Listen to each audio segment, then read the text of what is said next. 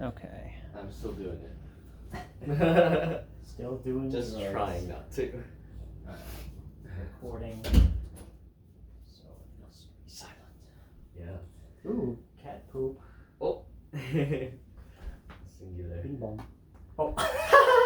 Hey, one day you're gonna get all this like foam in the back to be like really cool and like minimize sound. Oh yeah. One day we're gonna be recording a podcast and Tommy's gonna start working on music in the middle. Dead ass, dude. He's gonna do that for sure.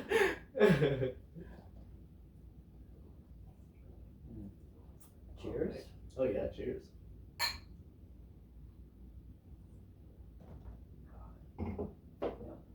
That's They're not breathe very long. I feel like this is an idea. I'm not sure how close we should hold this, by the way, but probably pretty close because they're bad. And I can't fix the audio levels. Watch when we upload it, it's just like all over the place. Oh yeah, it's gonna be bad. It'll be The a first fun episode is like, we're just getting into it. Yeah, no worries. But I was thinking like maybe we could just get progressively more and more drunk. I feel like someone does that, but I can't think of them off the top of my head. Oh, I mean, like, I was already planning on it. Nice, for sure. nice. Throughout the podcast or like every podcast? Every. You know, like if we're like basically sober at the start of this one, then we like, for example, the 10th episode we start absolutely hammered. No, I'm down for that. Man, if we make it to the 11th, we have to be like super drunk because past the 11th would be farther than we've ever gotten before. That's true. It would be kind of a celebration. Yeah. Well, would you like to introduce the movie we watched? Sure.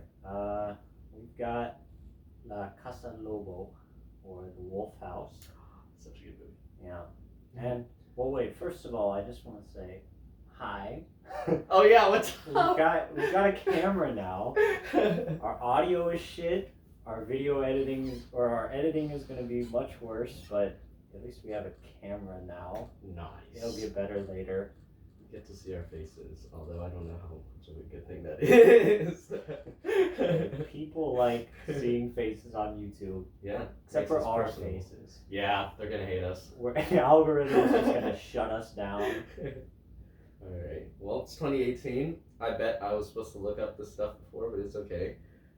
Maybe it's better if you say these names. Yeah, give it to the white guy. Oh, but you know Spanish. That's what I'm saying. Okay, that's the reason. Alright. Joaquin Alright, so usually that's Cochina, but that's an Enye. Well, guys, if we mess it up, apologies. Yeah, please correct us. Joaquin Cochina y Cristobal Leon. So good.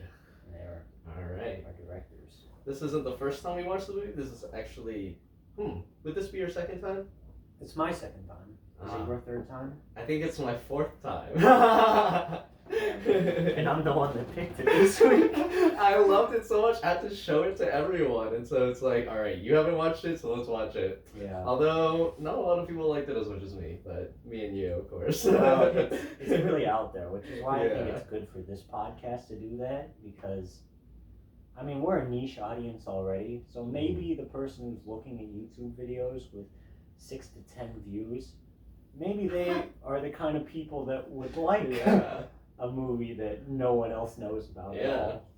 And I'm not sure if we should say our names or anything like that. If you guys want to watch the other episodes we have on this channel, you'll know us super well. Don't worry about it. We don't need to say our names. It's like, we gotta act like we've been there. Fake it till you make it. We're pros. We've been here since the beginning of YouTube. Yeah, they already know our names. Yeah. It would be hilarious if we hopped on the podcast super duper early. That would be awesome. But anyways. Oh yeah, that would be awesome. And Mine's on. Mine's not. First episode, guys. Maybe you can hear it from mine, or you just be a one-sided conversation. The lights aren't on. Usually they have the lights on. Well, this is awkward. We'll see how this turns out at the This at is the end. going to be an awful podcast. We don't even know, like, I don't even know how much time we've spent. I think it's Probably gotta keep track of that. that's true. Let's look. Yeah. I don't even, oh, there's my phone up there. That's why I can't check. I'd We're say recording it on a phone, by the way, so just if you thought we weren't more garbage. we'll post a picture or something. But I think we started around 6, so we did like 10 minutes. Okay. I think it's good. All right. So I guess maybe first thoughts when you first watched it. What were your initial thoughts? Alright, so when I first watched it, I was high out of my mind. True. I forgot about that. It was. Was I smoking too? No. I Okay. think that was before you started Yeah, smoking. yeah. Makes sense. I think what it did really well for me was, I mean, obviously it's a feat in animation, right? I mean, for sure. From like the style, technically, the colors, the way that they blend with the wall, Yeah. and the way that they use, like, it looks like one room almost, maybe Oh, a room yeah. and a bathroom, Yeah. and they just turned it into a completely different atmosphere every 5 to 10 minutes, and it was, I think, the most impressive artistic work I've ever seen as far Yeah. as like art and animation actually goes. I would say it's up there just because they like do a lot of different things too that make it so interesting. Because I love stop motion and all that kind of stuff. And there's also other types of animation like like painting like Van Gogh, that Van Gogh film that I forgot. Oh yeah, And everything like that. Yeah. But this one kind of does like more than one thing, and they do it so well, and they use that type of contrast to like add to the film's like pacing and its like thematics and stuff like that. So like starting on the wall, and then they have like, I guess I want to say like masking tape people. Oh, like it feels like yeah. Definitely the sound editing that makes it feel like masking tape. But yeah, and then there's portions where it's on the glass that they're drawing on, and it's like perspective, and yeah, and then furniture, and then the walls. Some of the well, I guess if we're starting off on things that happen in the movie, like the pigs kind of like push things that are physically in the room as a painting. That was great too. I think, honestly, my first thoughts when I watched the movie was just like lost.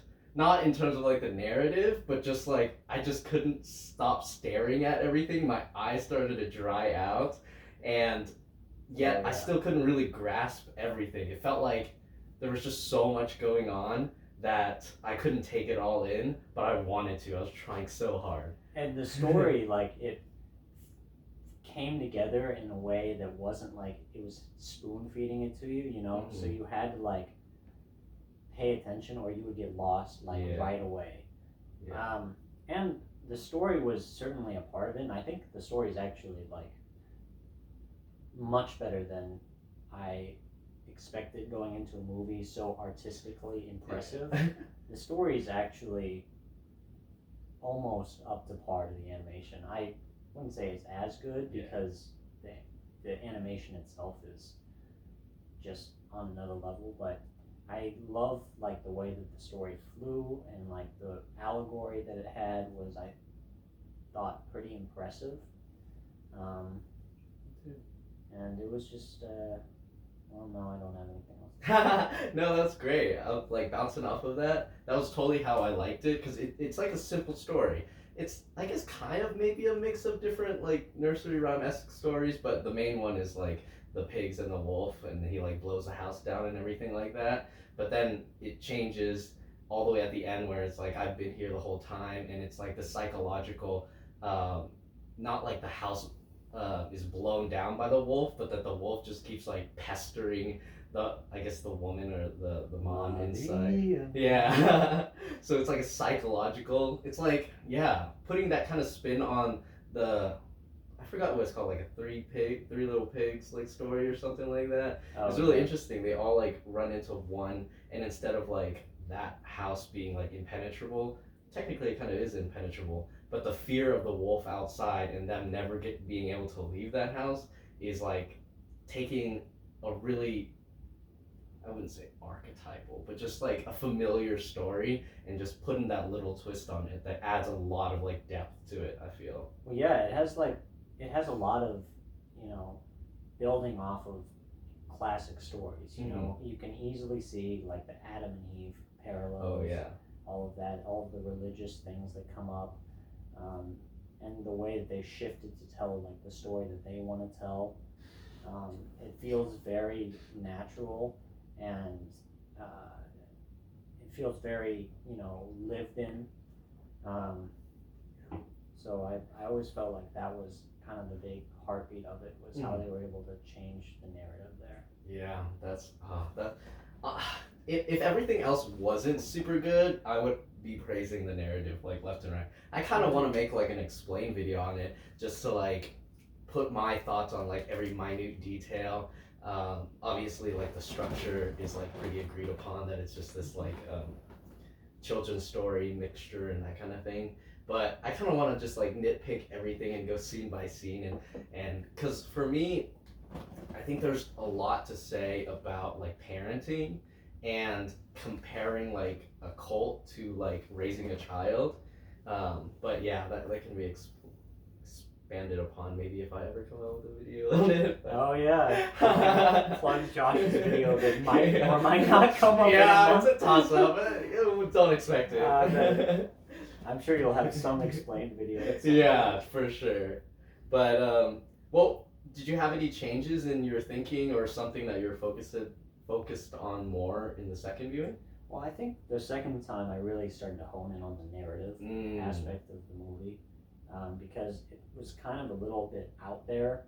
You know, at first glance you would think that all of these stories were kind of happening, you know, a little bit apart from each other, not in conjunction. Yeah. But they actually do blend together in a way that I didn't think about as much the first time around. Like talking about the subtleties between, you know, the Germans and Chileans, in that aspect of like the German racism that comes to Chile in like World War II and all that, and how that affects the movie, was something I was particularly interested in. And I think, you know, like the way that they told the story as an allegory for the Germans coming into Chile, and like, you know, seeing how, I want to call her Goldilocks, but you know, she, whatever, the German girl, how she comes to raise like these pigs and make them human, and they eat and, you know, sleep, but they don't think.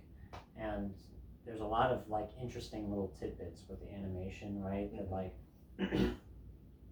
you know, they had black hair when they first became from pigs, and then they got the magic syrup, and then they all of a sudden get blonde hair and blue eyes, and you're like, oh damn. Yeah. Like, what is the wolf really? It's a fucking Nazi. Yeah. One of the like beginning scenes when they first draw like a window, you know how it's like a box with like a plus sign in the middle. They drew it like coming out from the middle and then going like a swastika. Yeah. And I know it's like a small detail, but the second time I watched the movie, I was like, oh, on that scene. It was super early on too, and I'm like, I don't know if I'm digging too much into this, but damn, that's a big symbolism right there. Yeah. And it came by fast, you know. It's just the way that the art came together, because it never ended up to be a swastika. They just started with a swastika. And even that was probably the most unsubtle thing. Yeah, like blatant. Yeah, blatant, that's the word. I think for me this watch though, I was focusing on the sound and the sound editing really. I feel like after the couple watches that I have seen it before, I was still like enamored with the narrative and the art style, which I still am, but I kind of thought about how it kind of keeps your attention, even though the story's moving pretty slowly, and even the art sometimes moves really slowly. You know, like it'll have like an eye pop up and then it'll like move around. But it was the sound and like the sound that they put in the Foley art that they do that really kept me engaged even the first time. But I started noticing it this time the most. And they do a lot of like realistic sounds and non-realistic sounds, which makes things like a lot more filled up. You know, like they when they move like a jacket or like a sweater or something like that. Like, you know, that doesn't make that much sound if you were actually move it like one at a time. But they add a sound in and they put in like paint liquid sounds and bricks, even though I guess the bricks are kind of like, I guess bricks make those noise, but you know, like things that do make the noise and then things that don't make the noise, but they still put in noise just to keep you engaged, and it just makes it feel so much more engaging as like an art piece, you know. Well, and it adds like an atmosphere to the movie. Right? Yeah. I think the strongest part of this movie really is the atmosphere it creates. You know, Yes. that kind of creepiness that comes when the people are being built and you can hear like the masking tape is what we'll call it right now. Yeah. But, you know, you can hear like the little sounds and fragments of it coming together, and they can control that sound editing to make you scared or comforted or usually scared. Yeah. It has a pretty particular tone, but you know, I think they use that really well to create that atmosphere. Yeah, that makes me think of like the little harp that they do. In the beginning, it kind of is like, oh, it's cool. Like she's like helping, and then like the more and more it turns on, especially like in that hunting scene that you were talking about, as it like changes the children. There's like the harp sound, and you're just like, oh, that's getting more and more dark every time you hear it. Yeah, the harp sound, you know, and it's another like generally European kind of instrument. Yeah. All right.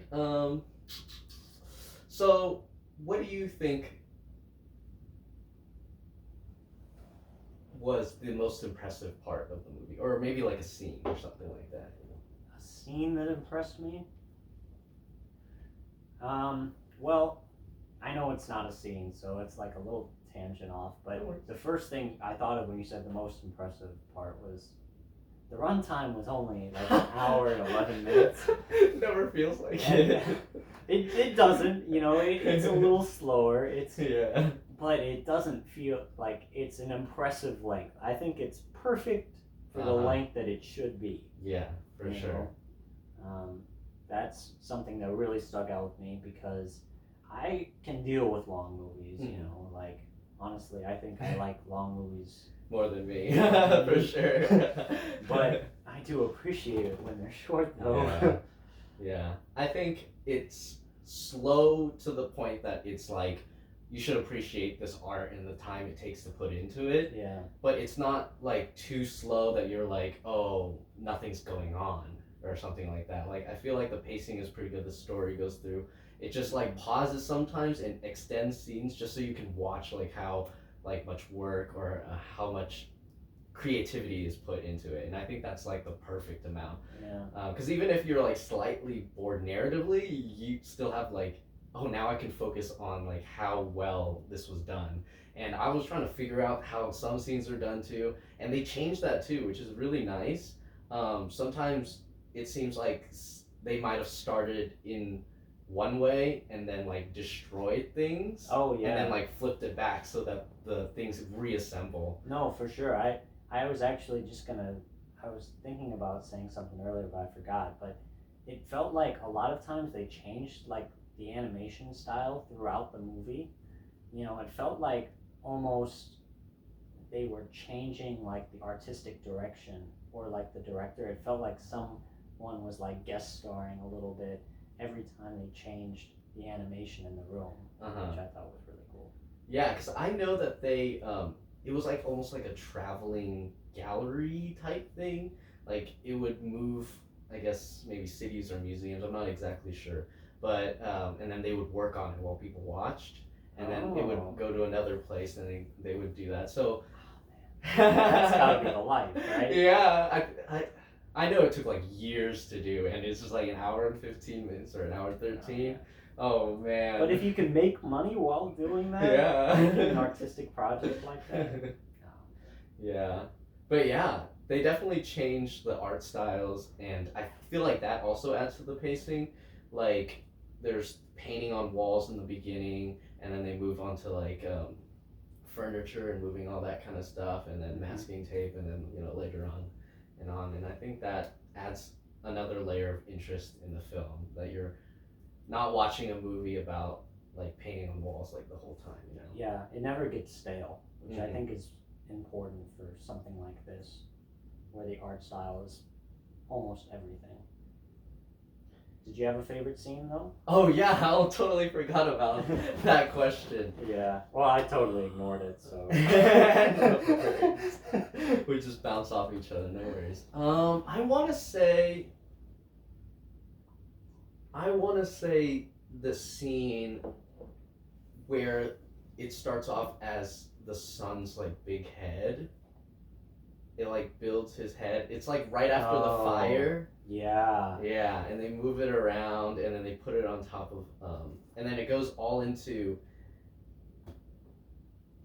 like building his whole body and all that kind of stuff. I think what most impressed me was the melding of like two different art styles that were going on in the film. I'm not trying to say that this is like the first time it did it, but definitely when I noticed it the most impressively is that scene, because you have the mom who's like giving him the honey. She's like a painting on the wall, and he's like physical masking tape and that kind of stuff. And the way she pulls out like this jar and fills it up with yellow, and then she hands it to him, so they have to like build the arm, and then and then it becomes like a physical masking tape glass and all that kind of stuff. Oh, it was very impressive. I want to say that one.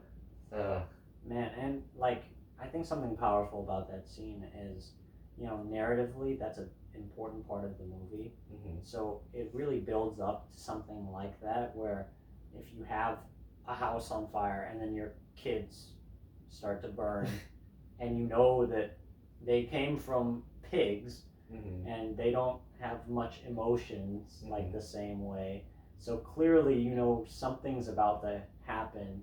If kids like that came from pigs, from a false god,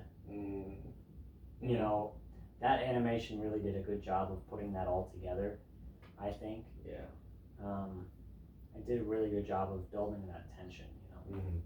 So what would you say is like your favorite theme? Do you have one?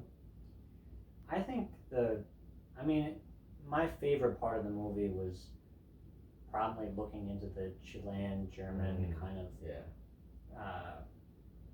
allegorical representations, because it felt like the more I looked, the more I found them in the movie, especially the second time around. And it just became more rewarding to see, like, uncover like deeper and deeper layers in it. Like, thinking, for example, the beginning of the movie, it's narrated by a German talking in Spanish, talking about how he would he was misrepresented, his community was misrepresented. And it's just such a funny way to show it. They're like, this is what we're going to show you, to show that we are not that bad. Yeah, I love and then that. thinking like, and that guy's the same voice as the wolf.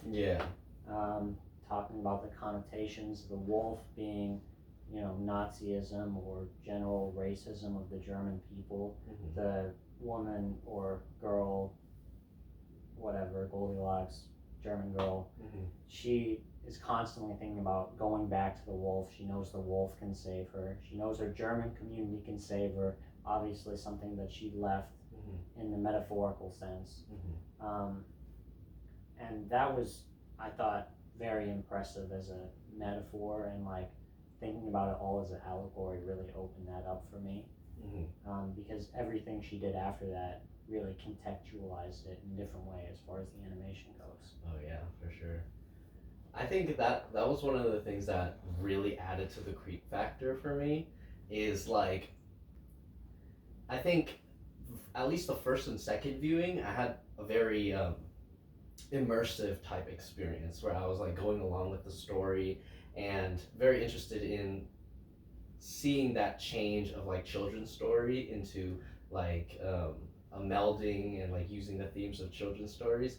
But then I think that at least the third time I watched it, I kind of like focused on the intro at the beginning, and I'm like, oh yeah, I know they mentioned that this is something we want to show you. It's like almost like propaganda for like their community and their that stuff. So I started to focus on that and watch the movie in that context, and it's like, oh man, it's so creepy because it lets you see like her going out and like being happy at first, but it's just like, yeah, in the end you won't be happy, and like that slow degradation of her mental state and that they're trying to depict is like, this is like the outside world or something like that. Yeah, no. Yeah. And I think it was interesting the way the wolf in the movie always started speaking in Spanish, but then he switched to German, you know?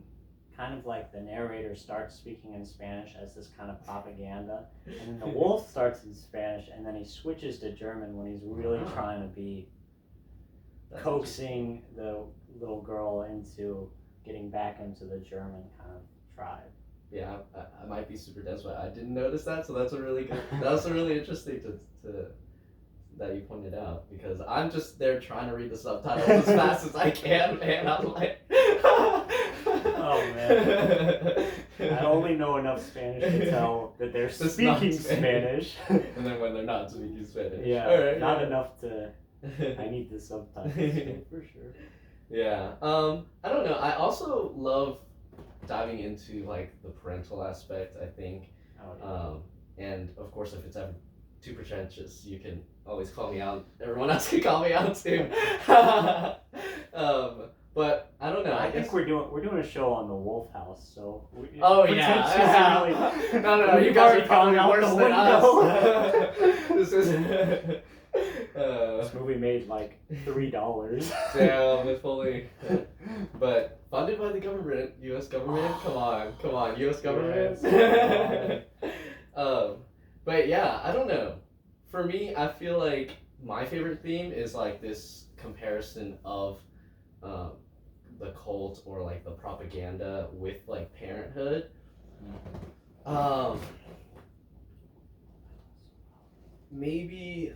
Yeah, like I said, I think just preface everything I'm saying right now could be out of my ass and super pretentious. But I felt like the pigs were like a parent who views their children as like not as smart as them, or like kind of like lower than them, I guess. And so when it transitions into like teaching them, she likes to teach them like the things her way and all that kind of stuff, and they kind of want to think for themselves somewhat. And yeah, I guess that ties into the racism, you know, she wants them to be blue-eyed and blonde, even though they're not, and all that kind of stuff. And yeah, I guess that was my favorite theme, if it is one. I guess. I mean, no, I think that's a good, like, kind of dynamic, because it's very much the center of the film for a lot of it, where she's taking care of these pigs that turn into children. Yeah, and like the whole aspect of like the house, where parents kind of feel like they're running away from their parents, just like you know, you, I guess, hopefully as a parent growing into a parent, you'd be like, oh, I want to be better than my parents, you know. But then you construct your own house, and you don't want your kids to leave that because you're afraid of something outside as well. And in that sense, there are things that you improve upon as your from your parents, but you also instill like a lot of fear and like insecurity that you have onto your children as well. There's no way to escape, like, you know, traumatizing your kids in some way. And so I kind of viewed the film a little bit in that lens as well.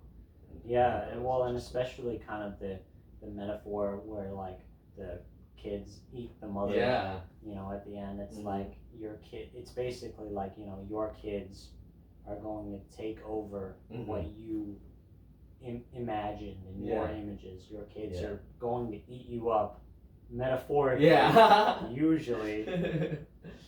Yeah. You know? And fighting back against that, it's like not what you're supposed to do. You know, you're supposed to let them like go off and like take from you and like fade away in their minds. You know, I guess not fade away. You know, you still remember your parents. You know, once in a while, but you live your own life and that kind of stuff. And, Yeah. Yeah. So that was my favorite theme. Yeah. Yeah. And it was interesting. She's always scared of outside that the wolf is gonna get you. Mm-hmm. The wolf, if you say it represents Nazism, whatever, Mm-hmm. you have like a tragedy like that, and a parent might want to come back to the community because it's hard to be out by yourself for so long. Mm-hmm. So that kind of dynamic there is important of them to show, because it shows like these people are like, they're looking for something to hold on to. They're looking for a community, so they wanna go back to people that they feel like have their backs. Mm-hmm. Yeah, I feel like from my personal experience too, it's almost like an immigrant parent type type dynamic. Whenever you immigrate to another place, it's like a lot of fear about the other people, and you're automatically like different and all that kind of stuff. So I guess for my family, we kind of sheltered around like Vietnamese communities and stuff like that. And most of my life is just my parents telling me like how dangerous the world can be and all that kind of stuff. So I think that hit home a lot for me too, and in a sense that like other people can be different but like unwelcoming, and like you have this like community that you were talking about that is like safe and all that kind of thing.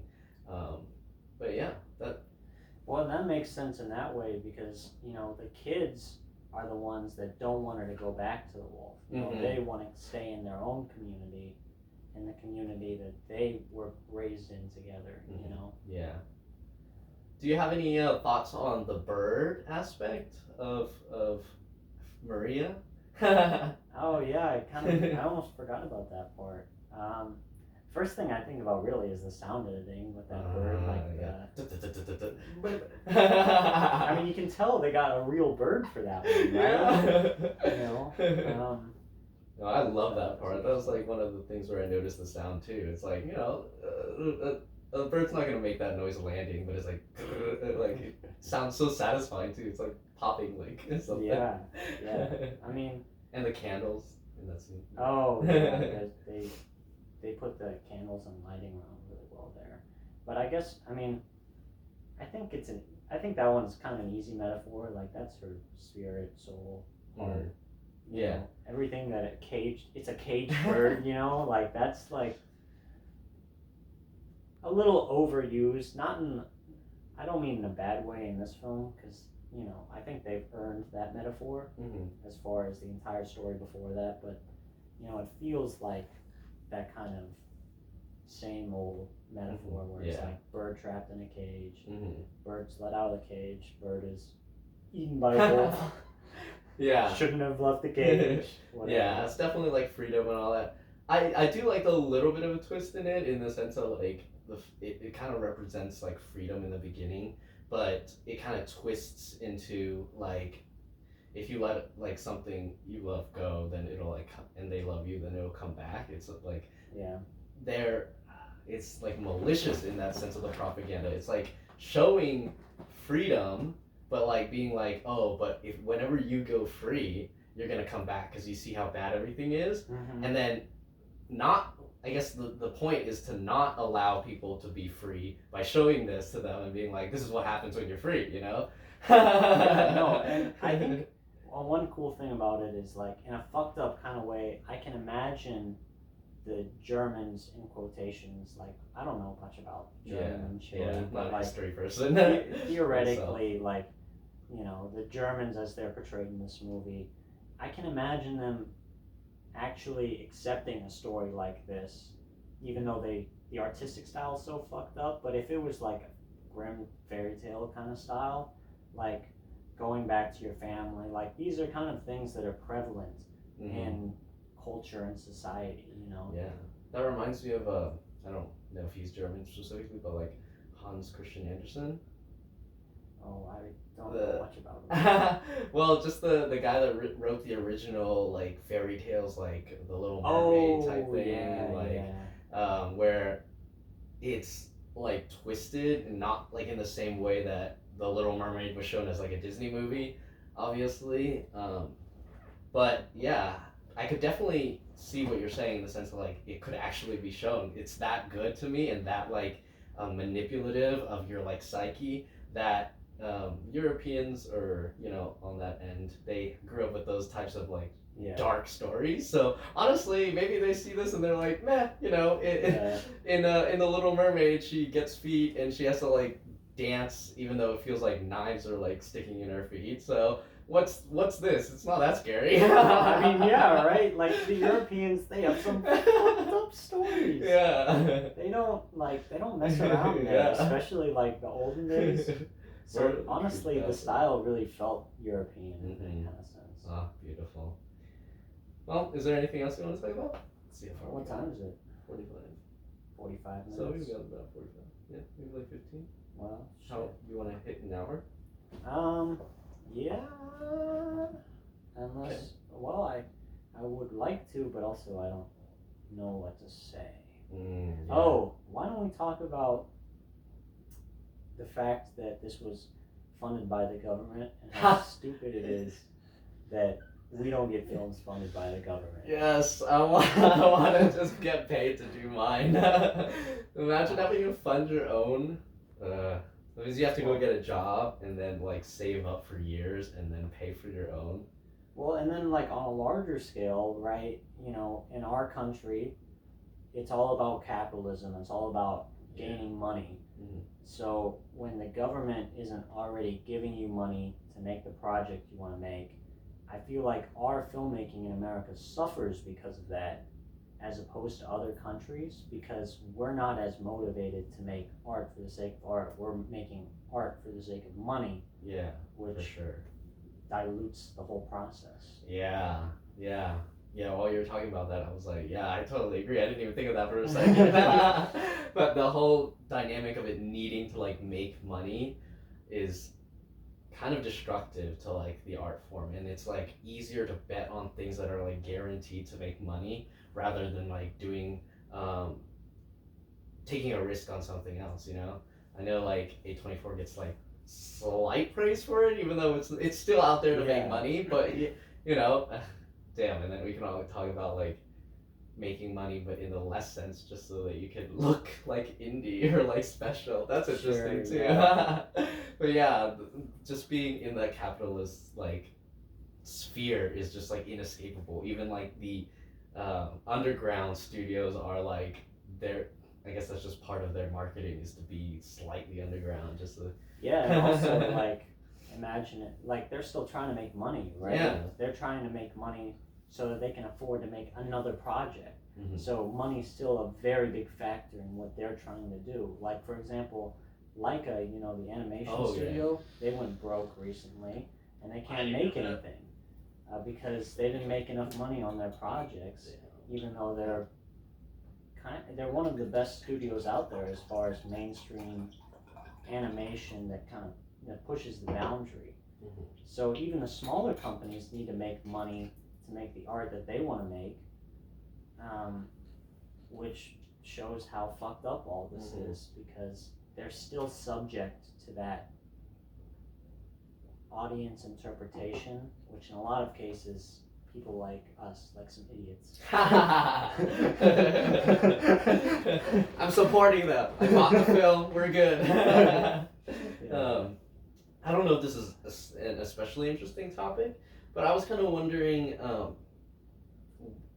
what movie would you say is most similar to this movie? Or like vibes, or like anything you want to like kind of like tie together? Well, I think the easiest answer is Lynch, as far as interesting. Like, the kind of especially short films. Like his short films, his animated short films particularly, obviously, I guess. But that kind of shows my lack of film knowledge. Oh, your lack of film knowledge. Just saying David Lynch, it's like such an easy answer. But I think that's the fun of this podcast is we'll get better. Yeah, we'll get better in all aspects. We'll see if these mics are working right now. All aspects. The microphones that are probably not working. But if they're not working, at least there is some sound. Yeah. It'll just, Won't be very good, but oh well.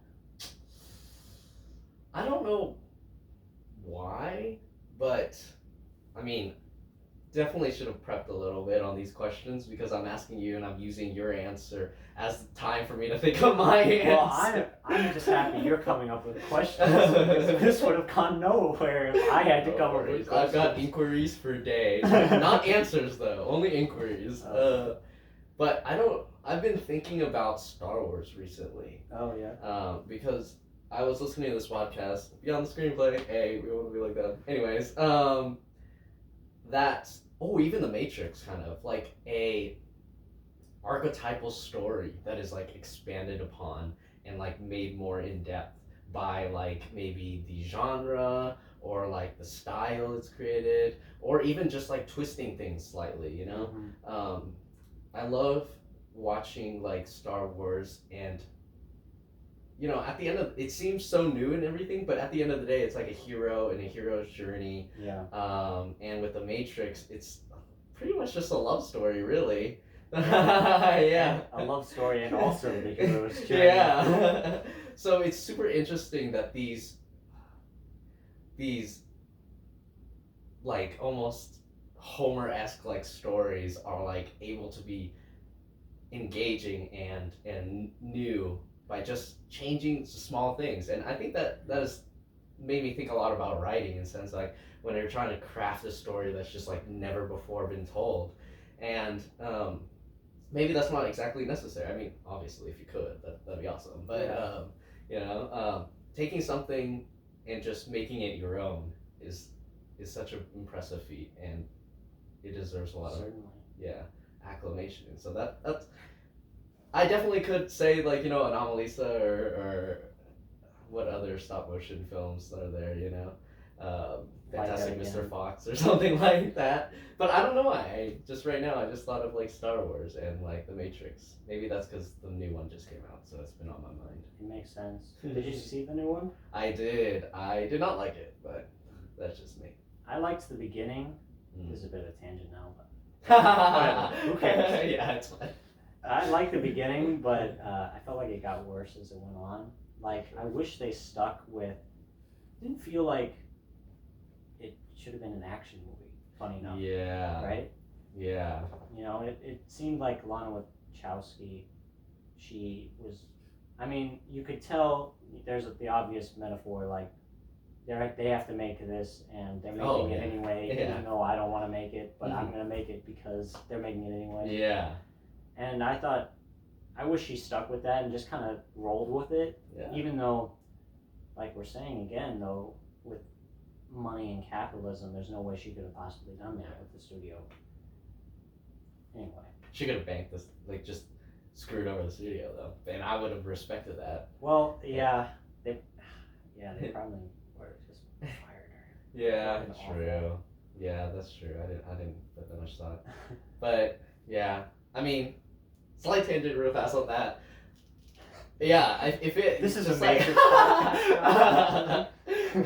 There's more important things to talk about. I mean, hating is just, you know, it's slightly more entertaining and slightly more, like, emotional filled than praising, unfortunately. But yeah, I agree with you totally. I feel like that interesting beginning part where it's being meta, and if they just extended that to most of the film and just, like, focused on how confusing and like manipulative that Matrix was to tell him that it was like, oh, just a game he made and everything like that, and like debating like themes and like what a sequel would need, that would have been more interesting. But I feel like it was also more disappointing because the action wasn't great. Oh, it really was bad. And I felt like they were foreshadowing the action being bad by saying like it was just a cute action movie before about the Matrix. Yeah, self-awareness doesn't like solve every problem, guys. I know that for sure. Oh my gosh. Well, I mean, Yeah, it almost feels like self-awareness is kind of trite now. Yeah. Like for the last Yeah, 5 years. My personality. Dude. Down the drain. I've got to